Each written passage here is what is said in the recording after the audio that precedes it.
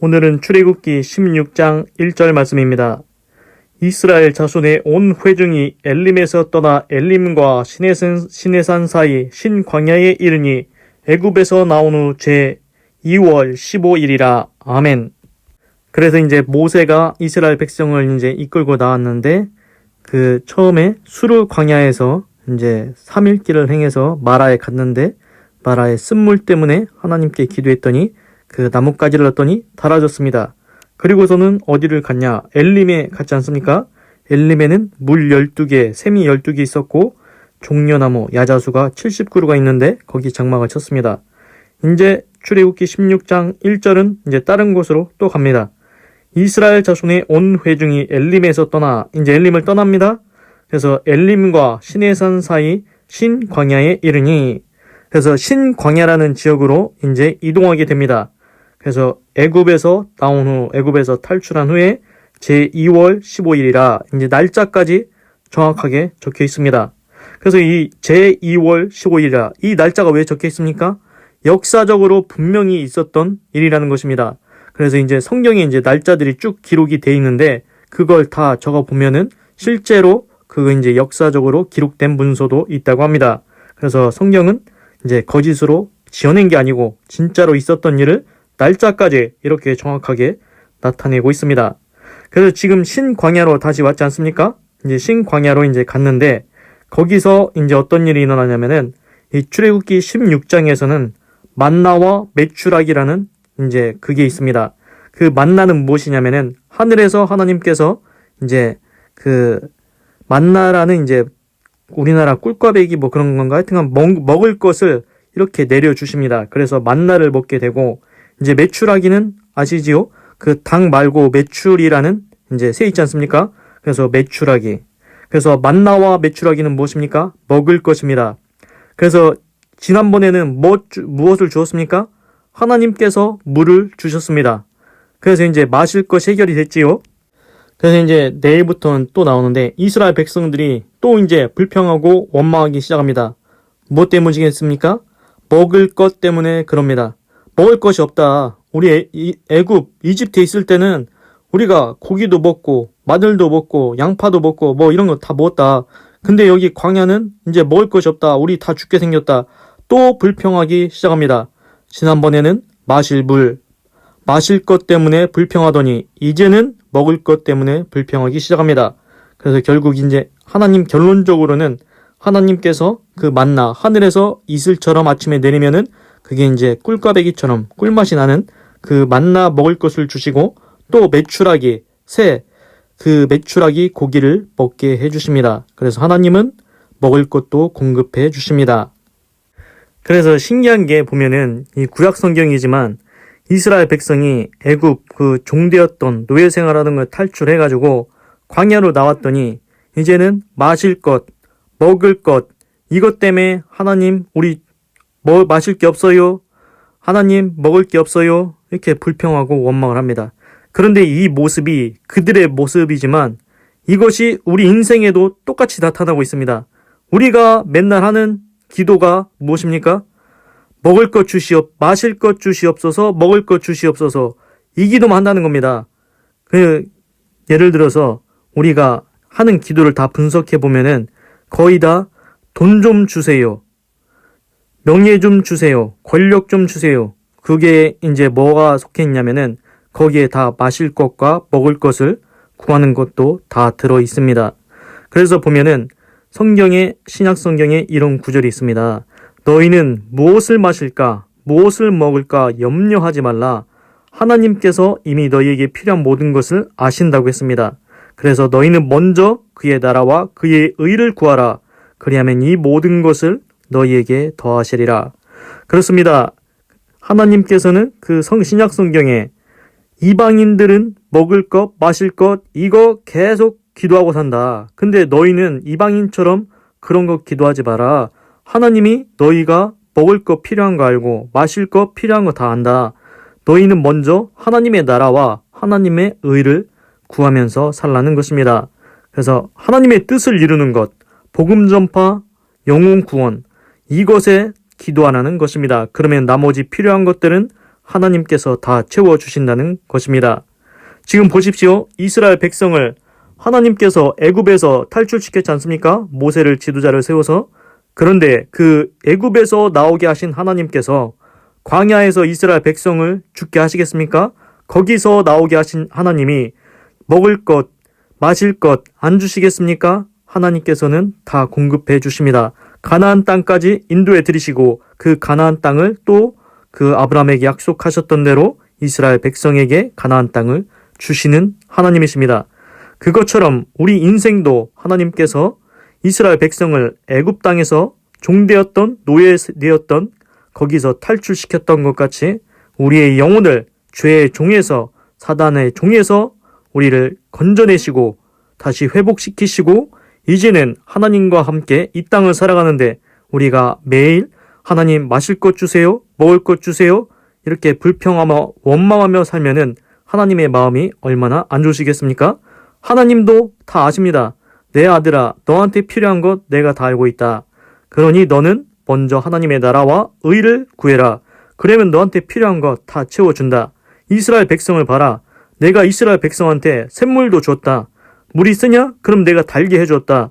먹을 것이 없냐? 만나도 하늘에서 내려주었고 메추라기도 내가 공급해 주었다. 하나님께서는 공급하실 수 있는 능력이 있으십니다. 그리고 이미 다 예비해 놓으셨습니다.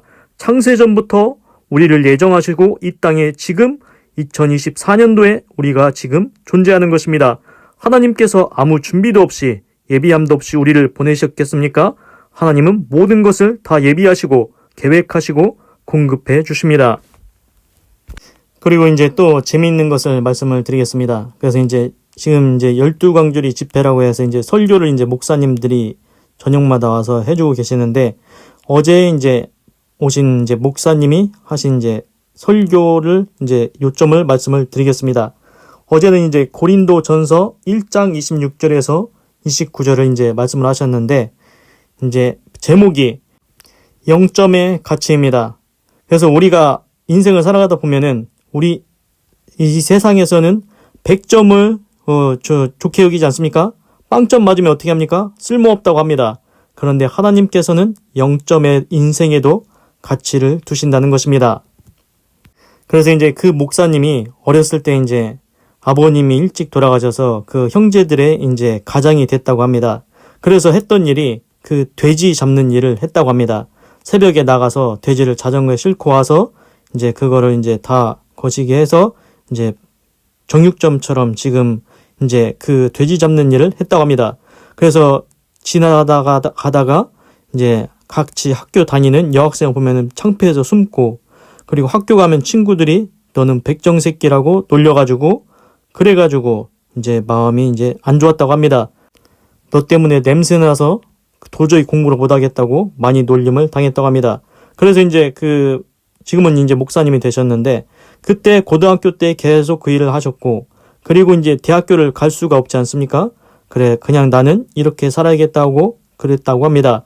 그런데 그 동네에 사는 그 친구가 이제 그 목사님을 전도를 해가지고 이제 대학교는 못 갔지만 그 동네에 있는 교회를 다니게 됐다고 합니다. 그래서 교회에서 교회 신앙생활을 대학교 다니는 것처럼 대학교는 못 갔지만 열심히 했다고 합니다. 그래서 이제 젊은 나이에 집사님이 되었다고 합니다. 그래서 이제 어쨌든 이렇게 그렇게 사시다가 이제 버스를 타고 어디를 가시는데 그 마침 그 옆자리에 어떤 아가씨가 있었다고 합니다.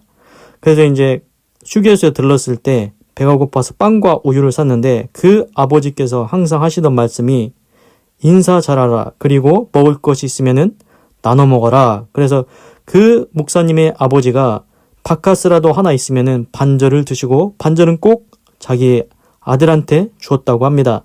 그래서 이제 그 빵을 이제 그 아가씨한테 반절을 나눠주려고 그렇게 했나 봅니다.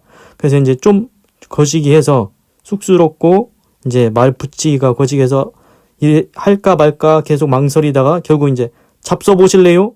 그렇게 했다고 해서 여자가 깜짝 놀랐다고 합니다.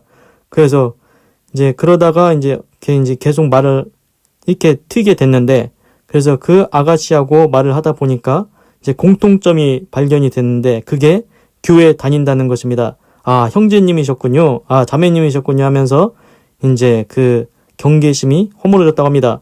그리고서는 이제 알게 된 게 그 아가씨가 이제 말리폰가 그쪽에서 이제 초등학교 선생님 이제 그거를 하고 있다는 걸 알게 됐습니다. 그래서 이제 차에서 내리면서 이제 다시 만나자고는 얘기를 못하고 선생님 안녕히 가세요. 이제 깍듯하게 그렇게 보내줬다고 합니다. 그리고서는 이제 3년이 흘렀습니다. 그리고서는 또 이제 그 목사님이 서울에 갈 일이 있어서 친구하고 같이 버스표를 끊었는데 그 버스표를 끊어주는 분이 두 자리를 같이 앉는 자리를 줘야 되지 않습니까? 그런데 그 두 자리를 따로 앉는 자리를 줬다고 합니다. 그래서 이제 충청도 사람이라 그런지 그 쑥스러워서 그런지 그 말을 못했다고 합니다. 바꿔달라고.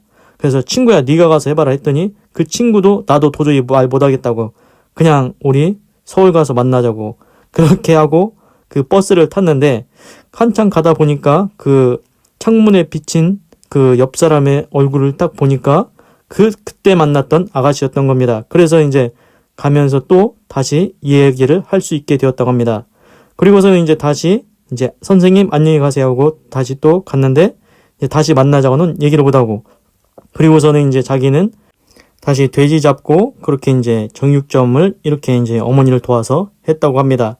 그런데 어느 날 그걸 하고 있는데 그 아가씨가 거기를 왔습니다. 그래서 깜짝 놀라서 거기서 잠깐 숨었다고 합니다. 그래서 그 당시에는 이름만 알면은 이제 동네랑 이름만 알면 거의 다 찾아올 수 있었다고 합니다.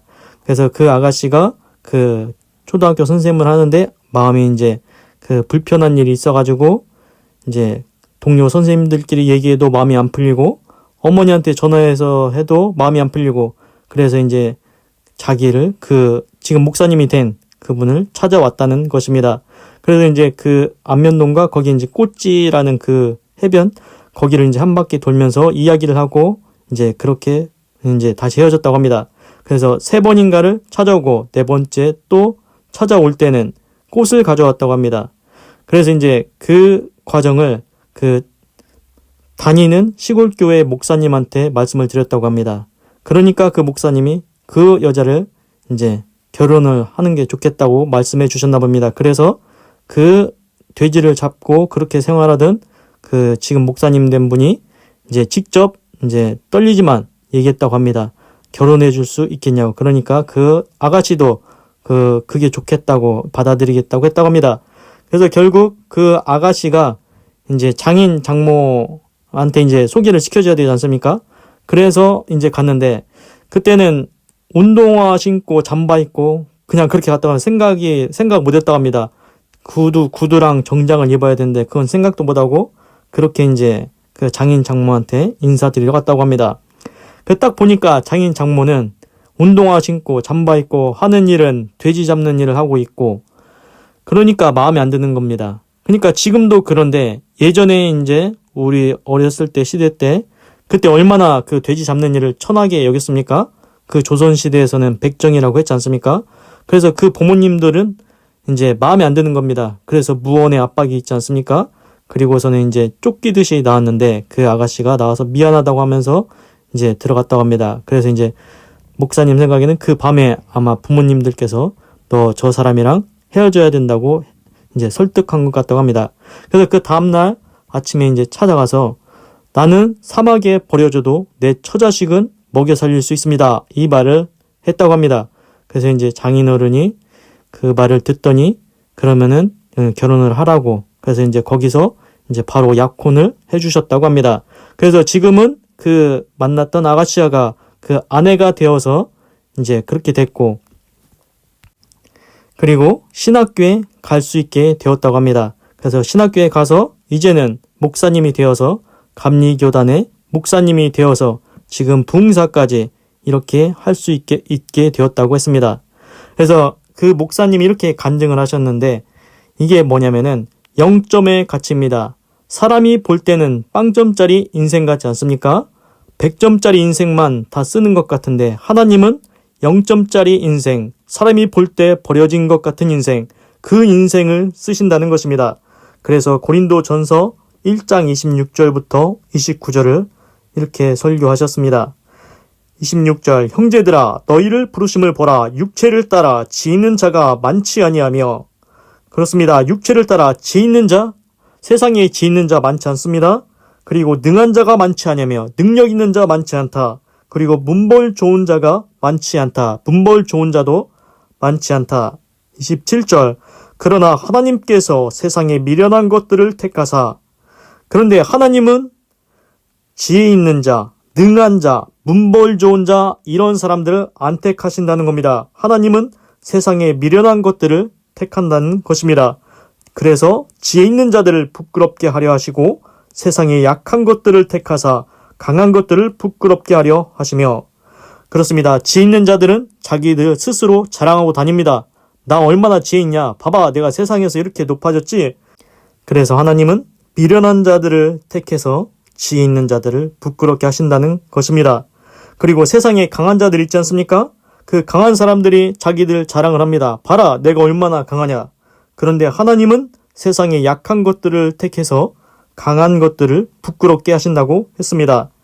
28절 하나님께서 세상에 천한 것들과 멸시받는 것들과 없는 것들을 택하사 있는 것들을 폐하려 하시나니.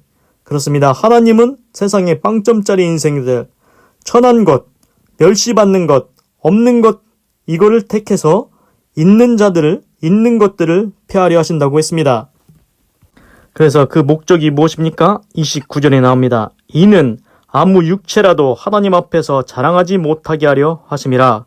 그렇습니다. 내가 지혜 있다고, 내가 문벌이 좋다고, 내가 강하다고, 내가 세상에서 이렇게 높이 쓰임을 받는다고 이렇게 하나님 앞에서 자랑하지 못하게 하려고 하나님은 미련한 자, 약한 자, 천한 자, 없는 자 이런 약한 것들을 택해서 하나님의 뜻을 이루신다는 것입니다. 그래서 목사님 간증을 말씀드렸던 것 같이 그 목사님이 그 소년 때부터 돼지 잡는 일을 했지만 세상이 볼 때는 조선시대에는 가장 아랫단계의 사람이지만 하나님께서 낮은 자를 들어서 그 높은 자들을 부끄럽게 하신다고 했습니다. 그래서 사람이 볼 때는 우리 인생이 0점 같은 인생일지라도 세상에서는 버려졌어도 하나님은 그들을 쓰신다는 것입니다. 약한 자를 들어 쓰신다는 것입니다. 그래서 성경 9절에 하나님께서 교만한 자를 물리치시고 겸손한 자에게 은혜를 베푸시느니라. 하나님은 교만한 자 싫어하십니다. 내가 이렇게 훌륭하지? 내가 이렇게 강하지? 내가 이렇게 문벌 좋지? 이런 교만한 자들 하나님이 물리치십니다. 대신에 하나님은 겸손한 자에게 은혜를 베풀어 주십니다. 그래서 구약성경의 사무엘서에 보면은 다윗이라는 사람 소년이 나오지 않습니까? 나중에 다윗이 왕이 됐는데 그 다윗이 이새의 아들입니다. 그 형제들이 많은데 맨 막내입니다. 그 사무엘이 이새의 집에 가서 기름을 부어서 왕 삼으려고 기름을 부으려고 하는데 다윗, 그 막내 다윗은 부르지도 않습니다.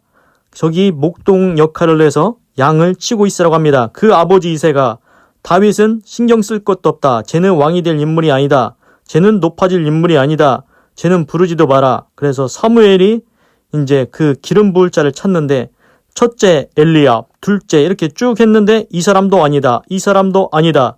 그래서 사무엘이 볼 때도 엘리압은 첫째인데 키도 크고 잘생기고 좋다.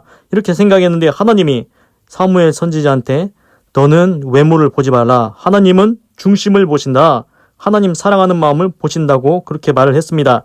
그래서 첫째도 아니고 둘째도 아니고 맨 막내 다윗인데 여기에 또 다른 자식들이 없느냐 하니까 그 이새 아버지가 저기에 양치는 막내 아들이 있습니다. 그러니까 사무엘 선지자가 내가 그자가 올 때까지 밥을 먹지 않겠다 이렇게 얘기를 했습니다. 그래서 다윗이 오자 딱 보고서는 이제 하나님이 그 아이에게 기름을 부으라고 했습니다. 그래서 다윗이 이제 그 기름을 받고 나중에 결국 다윗 왕이 됩니다. 그렇습니다. 시골의 목동 아버지께서도 인정하시지 않고 부르지도 않고 양이나 치고 있으라고 내바쳐두던 그 다윗을 하나님께서 택하시고 세상에 약한 것을 택하셔서 강한 왕이 되게 하셨습니다. 그리고 창세기에 보면은 요셉 있지 않습니까? 요셉이 종으로 팔렸지 않습니까? 애굽에 노예로 팔렸습니다. 그 종으로 팔렸으면 노예로 팔렸으면 무슨 미래가 있습니까? 그런데 하나님은 그 종되었던 요셉, 노예가 되었던 요셉, 그 요셉을 택하셔서 요셉을 애굽의 총리 대신으로 만들어 주셨습니다. 그리고 또한 베드로를 신약 성경에 보십시오. 예수님께서 그 물고기나 잡던 베드로를 부르십니다. 내가 너를 사람을 낚는 어부가 되게 하리라. 그래서 하나님의 쓰임을 받습니다. 이것을 보면은 알 수 있는 것처럼 하나님께서는 세상에 문벌 좋은 자, 강한 자 이런 사람들 안 택하십니다. 약한 자, 미련한 자, 천한 자 이런 사람들을 하나님이 택해서 하나님의 뜻을 이루시고 하나님의 역사를 이루신다는 것입니다. 기도하겠습니다. 하나님, 오늘은 출애굽기 16장 1절을 읽고 묵상해 보았습니다. 이스라엘 백성이 엘림을 떠나서 이제 신광야에 이르렀는데 거기에서 먹을 것 좀 달라고 불평하고 원망을 합니다. 그래서 결국 하나님께서 만나와 메추라기를 주십니다. 하나님께서는 먹을 것, 마실 것 이미 다 예비하시고 공급해 주시는 분이십니다. 우리가 어리석게 이스라엘 백성처럼 하나님께 마실 것과 먹는 것 때문에 불평하고 원망하지 않게 하시옵소서. 하나님께서 미리 다 알고 계시고 준비하고 예비하고 계신 줄로 믿습니다. 너희는 먼저 그의 나라와 그의 의를 구하라고 했습니다. 하나님의 나라와 의를 먼저 구하게 하시고 하나님께서 원하시는 복음 전파 영혼 구원에 힘을 쓰게 하시옵소서. 하나님, 그리고 하나님께서는 세상에 문벌 좋은 자, 강한 자, 지혜 있는 자를 쓰시지 않습니다. 교만한 자는 물리치십니다. 대신에 하나님은 이 세상에서 무너진 것 같은 0점짜리 인생 같은 그 인생들을 다시 붙드셔서 하나님의 일을 이루게 하십니다. 하나님의 뜻을 행하게 하십니다.